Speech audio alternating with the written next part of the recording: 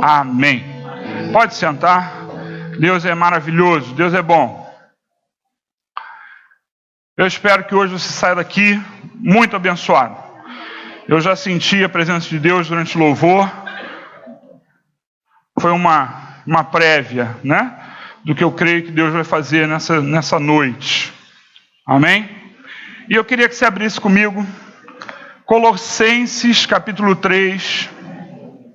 Colossenses capítulo 3. Nós vamos ler o versículo 8 até o 11. Efésios, Filipenses, Colossenses, tá? 3, 8 a 11. Todos acharam?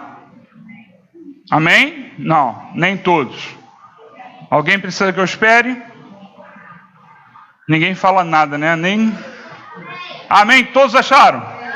Não, então tá. Colossenses, fica antes de todos os Tessalonicenses, Timóteo, etc. E após Filipenses, tá? Acharam? Amém? Diz assim, Colossenses 3:8 diz assim: mas agora abandonem todas essas coisas: ira, indignação, maldade, maledicência e linguagem indecente no falar. Não mintam uns aos outros, visto que vocês já se despiram do velho homem com suas práticas e se revestiram do novo, o qual está sendo renovado em conhecimento à imagem do seu Criador. Nessa nova vida, já não há diferença entre grego e judeu, circunciso e incircunciso, bárbaro e cita, escravo e livre, mas Cristo é tudo e está em todos. Amém. Feche seus olhos comigo. Senhor, obrigado, Pai, que Tu venhas sobre nós, que a Tua mensagem seja absorvida por nós, que o Teu Espírito Santo clareie as nossas mentes, Pai, que nós possamos, Senhor, entender e viver a Tua palavra, em nome de Jesus. Amém. Amém. Muitas vezes, quando nós erramos e reconhecemos esse erro, é difícil seguir em frente. Muitas vezes, você erra e não consegue retomar o caminho. Você se desvia. Você errou e se condena e cada vez se afasta mais de Deus. Mas não é só de Deus. As pessoas, às vezes, emocionalmente, elas erram, né? Ou são traídas, né? Acontecem coisas na vida que fazem com que elas larguem tudo. Elas largam tudo e viram mendigos. Algumas pessoas se suicidam, né? Porque aconteceu alguma coisa na vida. Outras ficam tão abaladas que entram numa profunda depressão, ou mesmo, né, num estado vegetativo. Elas saem do ar, são tão abaladas pelas coisas que acontecem que elas saem do ar. Né? Você tem que ficar numa clínica para se recuperar mentalmente. Então, eu vou dizer para você que as pessoas que sofrem com essas coisas a ponto de acontecer isso, não conhecem o nosso Deus. Não conhecem o nosso Deus. Não sabem como Deus age, não sabem como Deus agiu, que nós vemos na palavra de Deus, né? Eles não sabem, como nós lemos aqui, que Deus pode sim transformar uma velha criatura num novo homem.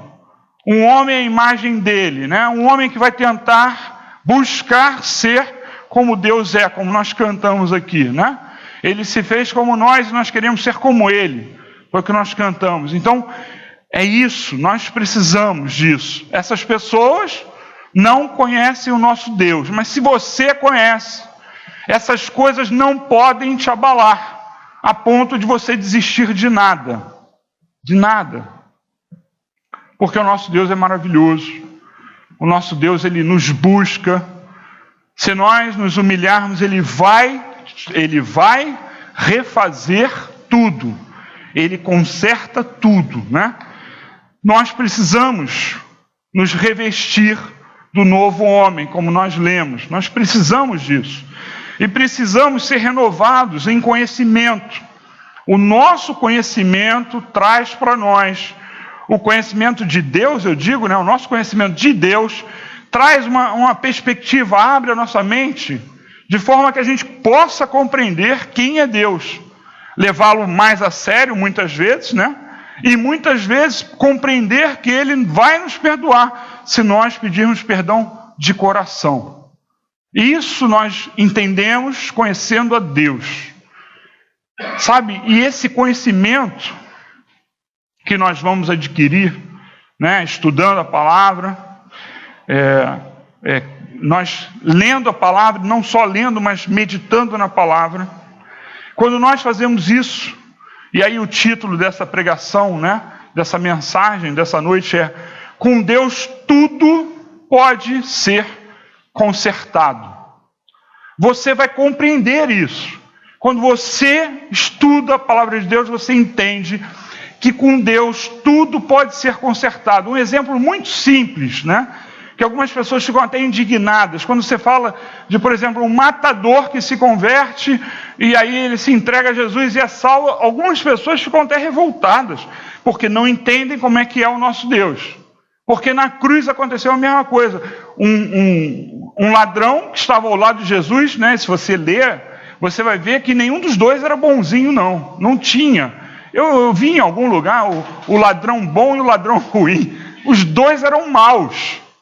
Porque algum tempo antes, a gente não pode precisar se era horas ou minutos, algum tempo antes, os dois estavam lá perturbando Jesus. Mas um se arrependeu. Se arrependeu e não pôde mostrar um fruto de nada, apenas no coração.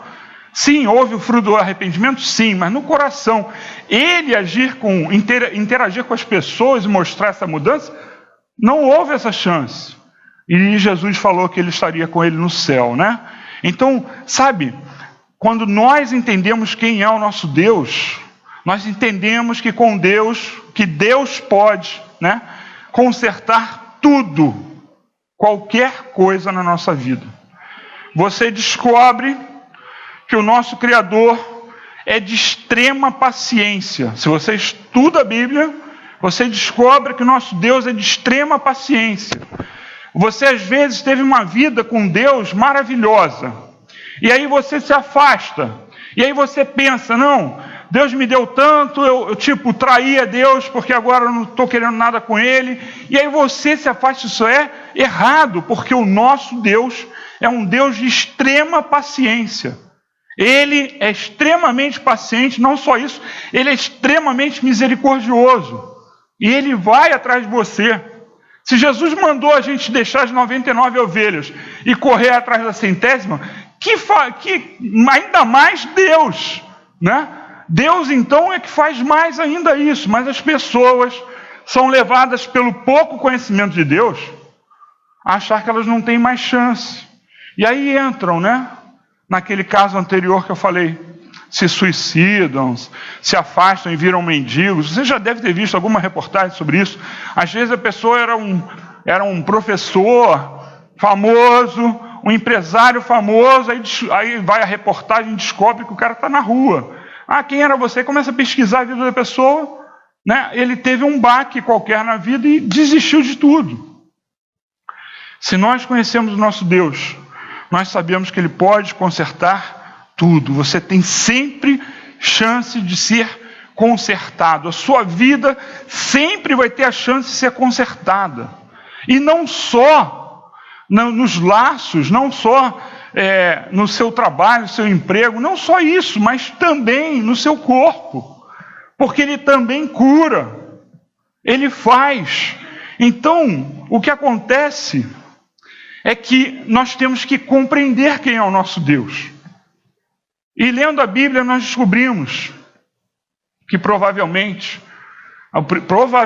isso ninguém pode afirmar sim ou não, mas provavelmente quando nós lemos em Gênesis que a terra era sem forma e vazia, provavelmente Ela estava assim porque ela era do domínio de Satanás, porque na Bíblia nós vemos que até o mundo jaz no maligno. Então a gente compreende, e Jesus chama o maligno de príncipe desse mundo, que significa o principal do mundo, ou seja, o cabeça do mundo. Então a gente entende que a terra era sem forma e vazia por causa da queda de Satanás. Ele, com a rebelião dele, acabou trazendo maldição para a terra.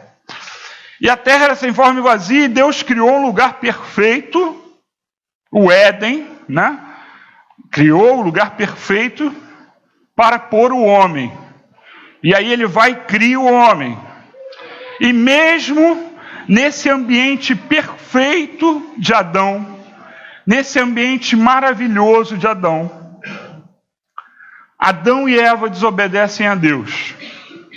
E aí é a primeira rebelião, dos seres humanos, porque Satanás já tinha se rebelado, Mas a primeira rebelião dos seres humanos, Adão e Eva desobedecem a Deus e se afastam de Deus.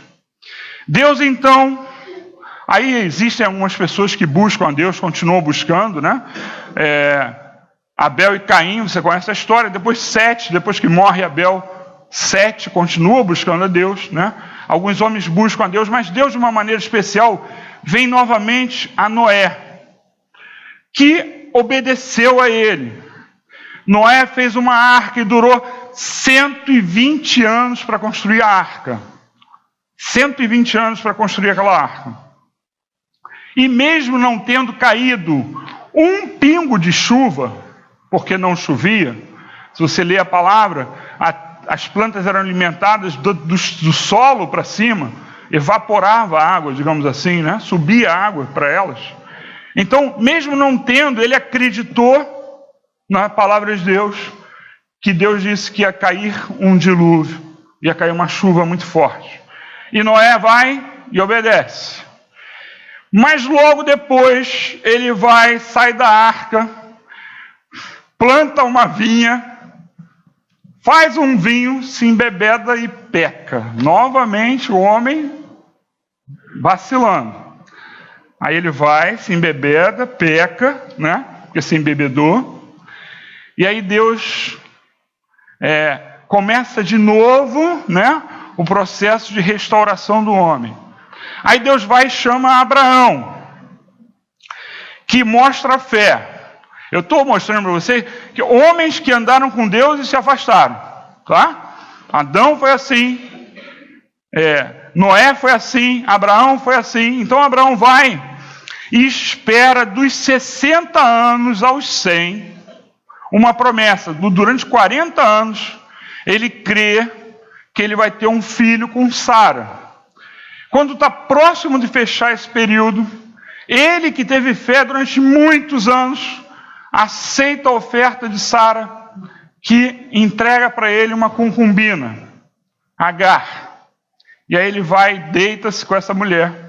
E essa mulher gera Ismael, que está escrito na Bíblia, assim como vieram 12 de Jacó, não de Isaac, mas do filho dele, Jacó, vieram 12 tribos.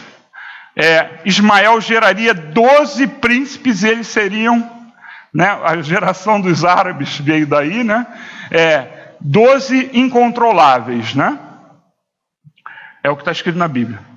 Então, o que acontece? Não era por isso que eu ia falar, eu queria mostrar o seguinte: Abraão, que teve fé, também vacila. Ele foi e vacilou. Sabe, quando nós olhamos a Bíblia e vemos isso, nós percebemos, Nós percebemos que há algo em comum com essas pessoas, a não ser Adão, que a gente não sabe a história. Esses homens têm em comum, que Deus os restaurou. Deus chegou e restaurou a todos eles. O próprio Jacó, que tinha uma índole ruim, Deus restaura também Jacó. Então a gente vê na Bíblia que Deus ele restaura as vidas, que Deus ele refaz as vidas, que Deus cura, que Deus intercede por nós. Como Ele pode fazer por nós também. Ele fez por esses homens como Ele pode fazer por nós. E Ele pode restaurar e consertar qualquer coisa nas nossas vidas. Ele pode. Basta nós nos humilharmos. É isso que Ele precisa. Que a gente chegue e reconheça: Deus, eu preciso da sua ajuda. Eu falhei, me ajuda. E Ele vai lá e faz. Eu queria que você abrisse em Apocalipse capítulo 2. Apocalipse 2. Isso é uma palavra para uma das igrejas, tá? 2:5. Acharam? Mas que é uma palavra para todos nós, né? Diz assim, para a igreja de Éfeso, no caso, tá? Diz assim, 2:5. Lembre-se de onde caiu. Arrependa-se e pratique as obras que praticava no princípio. Só quero que você leia até aí. Eu vou ler de novo. Lembre-se de onde caiu. Arrependa-se e pratique as obras que praticava no princípio. O que Deus quer é que a gente reconheça. O que Deus quer é que a gente volte a fazer, a obedecer a Ele. E Ele sempre nos dá a chance de fazer isso. Pode ser que hoje você não saia convencido daqui, mas uma outra hora você vai ouvir a palavra de novo, né? E aquilo agora vai vir ao seu coração forte, você vai resolver fazer isso. E é isso que se espera, né? Que você vá acumulando, né, o conhecimento de Deus dentro de você. Pode ser que hoje você não faça. O que seria ideal seria que hoje você deixasse o seu mau caminho. Hoje você desistisse. Mas eu sei que cada um tem o seu tempo. Cada um tem o seu tempo. Cada um tem a sua fé. Cada um tem o seu grau de exposição, né? Porque muitas vezes as nossas mudanças exigem, né, que nós mudemos também relacionamentos. Nós sabemos disso. Mas eu quero que você saiba, pelo menos isso. Deus, Ele restaura. Deus, Ele quer te restaurar. Ele quer que você seja, né, alcançado pelo Espírito Santo, transformado pelo Espírito Santo e volte a praticar aquilo que você fazia antes, né? Aquilo que Deus te usava para fazer. É isso que você tem que entender. Então, como nós lemos aqui, volta até onde você caiu e começa dali para diante. Volta e não precisa, né? Não precisa muita coisa se voltar. Não é um voltar físico. Não é um voltar de fazer muitas coisas. É um voltar de se arrepender e ir adiante. Sabe?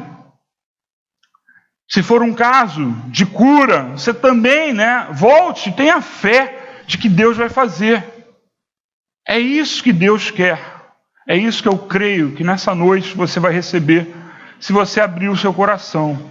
Eu queria que você abrisse comigo em o Evangelho de Marcos. Nós vamos ler 2 textos do Evangelho de Marcos. Marcos, capítulo 3, versículo 1 a 5.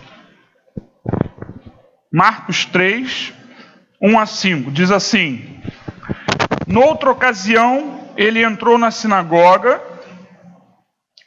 e estava ali um homem com uma das mãos atrofiadas. Versículo 2. Alguns deles estavam procurando um motivo para acusar Jesus. Olha o que eu disse para você, olha para mim aqui. Às vezes nós vamos fazer coisas e seremos criticados por isso. Jesus diz claramente que quando você for perseguido, não porque você erra, porque você dá golpe, mas quando você for perseguido, por causa do nome dele, você será abençoado. E esse é o caso aqui. O próprio Jesus, voltando aqui, versículo 2.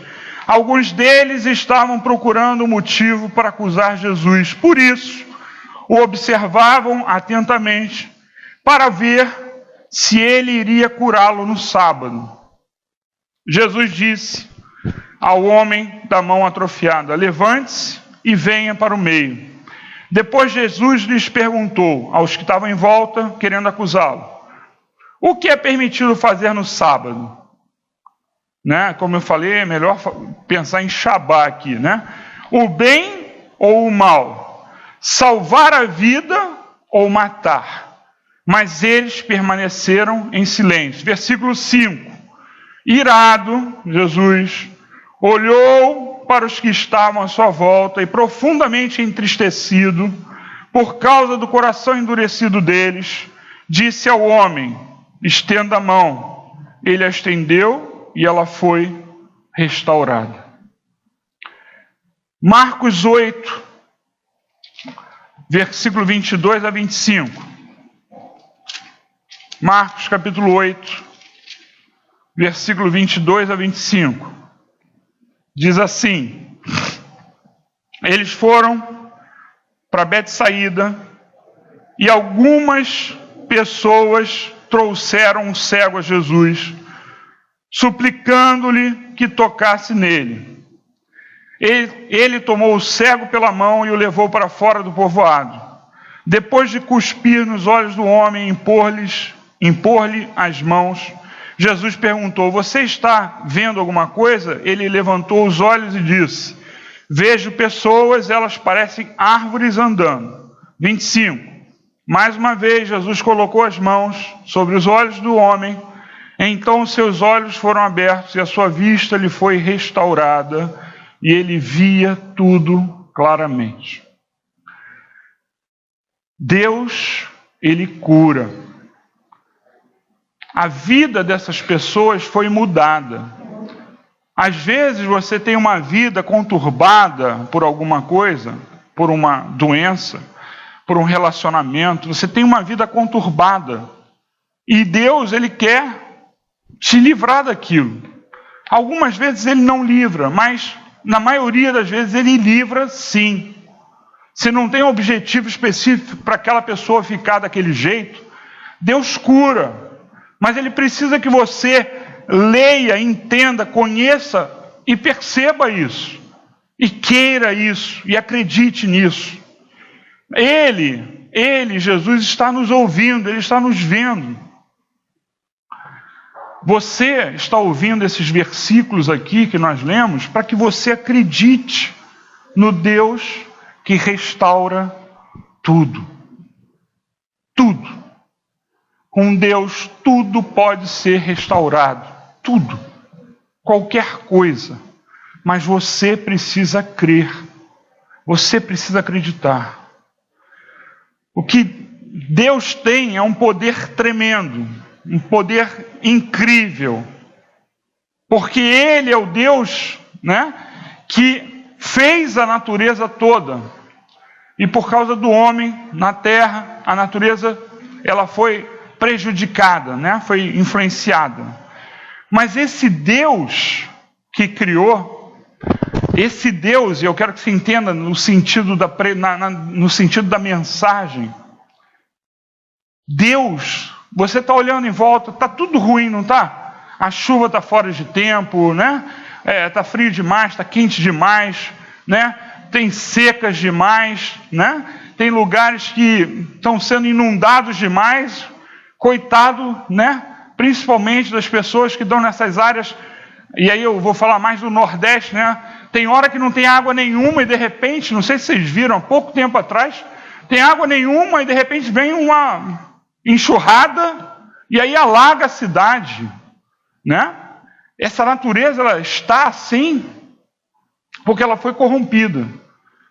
Ela foi corrompida, mas ela será restaurada.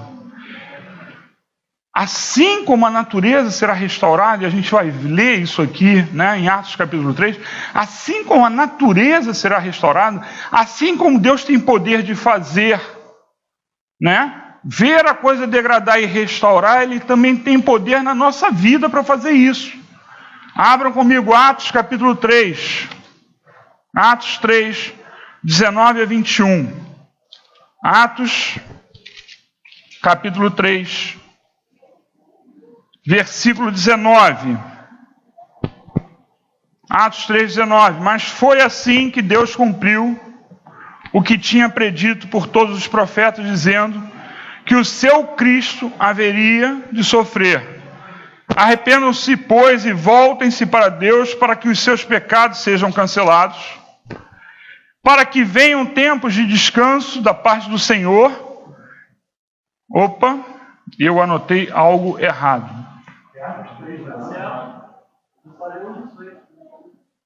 Não, eu já estou no 20. Para que venham tempos de descanso da parte do Senhor, e Ele mande o Cristo, o qual lhes foi designado, Jesus.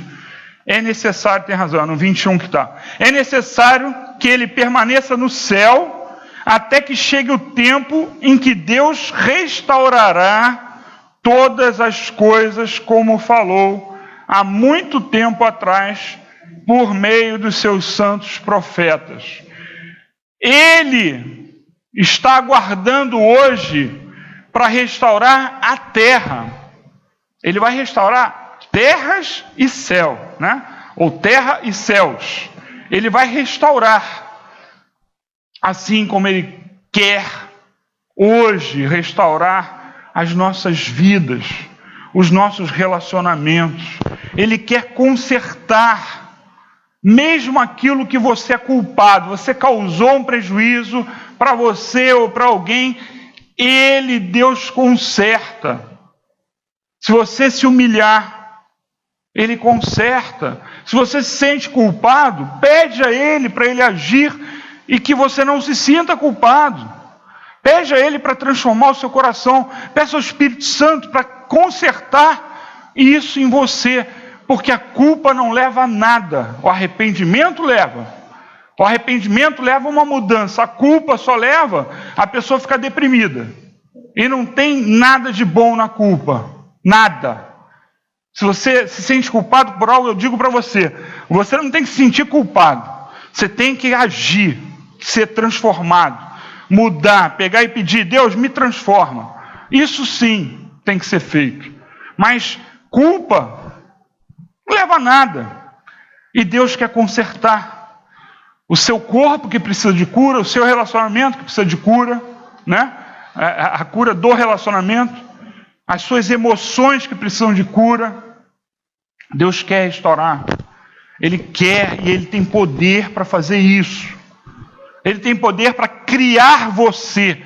Por que que a gente duvida que o Deus que nos criou, e você tem consciência disso, Deus nos criou, aí você tem consciência disso, mas você duvida que Ele vai te curar? Por quê? É muito mais difícil fazer do nada do que consertar depois, pô. Então, por que duvidar de que Ele pode fazer isso?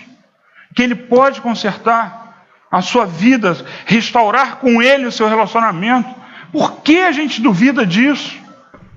Nós deveríamos ser pessoas com mais fé, porque eu tenho certeza que você conhece, né, um mínimo da palavra e crê um mínimo na palavra para saber o que Deus já fez. E crê que Deus fez muitas coisas, né? Eu creio em tudo que está escrito aqui. Talvez você não creia em tudo. Eu creio em tudo que está escrito na palavra, né? Eu espero que você também faça isso, você creia como eu. Mas, sabe, pelo menos você sabe que Ele te criou, que Ele tem poder e quer fazer isso. Seja simplesmente humilde. Seja humilde. Peça a Ele. Clame ao Senhor e Ele vai fazer. Amém? Para terminar, eu queria que você lesse comigo o Salmo 80. E eu não costumo pedir isso para você, mas depois você abrir o Salmo 80, até para eu saber quem já achou, fica de pé comigo para a gente ler junto. Salmo 80. Achou? Levanta.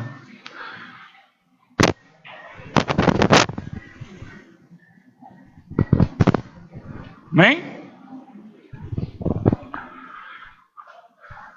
Diz assim: escuta-nos, pastor de Israel, tu que conduzes José como um rebanho, tu que tens o teu trono sobre os querubins, manifesta o teu esplendor, diante de Efraim, Benjamim e Manassés, desperta o teu poder e vem salvar-nos. Restaura-nos, ó Deus, faze resplandecer sobre nós o teu rosto, para que sejamos salvos. Ó Senhor, Deus dos exércitos, até quando arderá a tua ira contra as orações do teu povo? Versículo 5: Tu o alimentaste com o pão de lágrimas e o fizeste beber copos de lágrimas. Fizeste de nós um motivo de disputas entre as nações vizinhas e os nossos inimigos caçoam de nós. Restaura-nos, ó Deus dos exércitos. Faze resplandecer sobre nós o teu rosto, para que sejamos salvos. Do Egito trouxeste uma videira, expulsaste as nações e a plantaste. Limpaste o terreno, ela lançou raízes e encheu a terra. Os montes foram cobertos pela tua sombra, e os mais altos cedros seus ramos se estenderam até o mar, e os seus brotos até o rio. Por que derrubaste as suas cercas, permitindo que todos os que passam apanhem as suas uvas? Javalis da floresta a devastam, e as criaturas do campo dela se alimentam. Volta-te para nós, ó Deus dos exércitos, dos altos céus olha e vê. Toma conta desta videira, da raiz que a tua mão direita plantou, do filho que para ti fizeste crescer. Tua videira foi derrubada como lixo, foi consumida pelo fogo. Pela tua repreensão perece o teu povo. Repouse a tua mão sobre aquele que puseste à tua mão direita, o filho do homem que para ti fizeste crescer. Então não nos desviaremos de ti. Vivifica-nos e invocaremos o teu nome. Restaura-nos, ó Senhor, Deus dos exércitos. Faze resplandecer sobre nós o teu rosto, para que sejamos salvos. Amém. Feche seus olhos comigo, ainda de pé. Senhor, Tu és um Deus maravilhoso, Tu és um Deus eterno, Tu és um Deus que é misericordioso, Tu és um Deus que o que fazia antes, faz agora. Quanto misericordioso Tu foste, Senhor, com o povo de Israel, diversas vezes Tu também és conosco, Pai. Por isso nós Te pedimos, Pai, nos restaura, Senhor. Nos restaura, Senhor. Que nós possamos, Senhor, agora, Pai, com fé, vir, Senhor, à frente, aqueles que têm problemas, aqueles que têm coisas a vencer, aqueles que precisam que Deus faça um milagre, que Deus opere, que Deus transforme a vida, que Deus transforme o trabalho, que Deus cure o corpo, que Deus cure relacionamentos, que você com ousadia, crendo nesse Deus que restaura, que você venha aqui à frente. Deus é bom. Eu vou pedir para os músicos, feche seus olhos comigo. Senhor, retira toda a culpa, retira, Senhor, todos os laços quebrados familiares, Senhor. Retira, Senhor, em nome de Jesus, ó Pai. Retira, Senhor, todos aqueles problemas que hoje estão envolvidos, essas pessoas estão envolvidas, Senhor. Ó Pai amado, que Tu possas, Senhor, fazer com que cada um creia que o Deus que criou o universo, que vai restaurar o universo, tem poder para restaurar as nossas vidas, tem poder para mudar a nossa história, desde que nós simplesmente creiamos nisso, tenhamos fé. Que cada um aqui tenha fé, que cada um possa crer nessa palavra, que cada um possa viver esta palavra. Em nome de Jesus, amém. Senhor, nós Te pedimos, Senhor, nos leva em paz aos nossos lares, Senhor. Nos ajuda, Senhor, nesta semana, Senhor. Desfaz as armadilhas, Pai. Nos mantém de pé, Senhor. Nos dá saúde para estarmos de pé, Senhor. Que o Teu Espírito Santo haja de uma forma maravilhosa em nossas vidas, porque nós cremos em Ti. E por isso te pedimos e por isso cremos. Em nome de Jesus. Amém. Amém.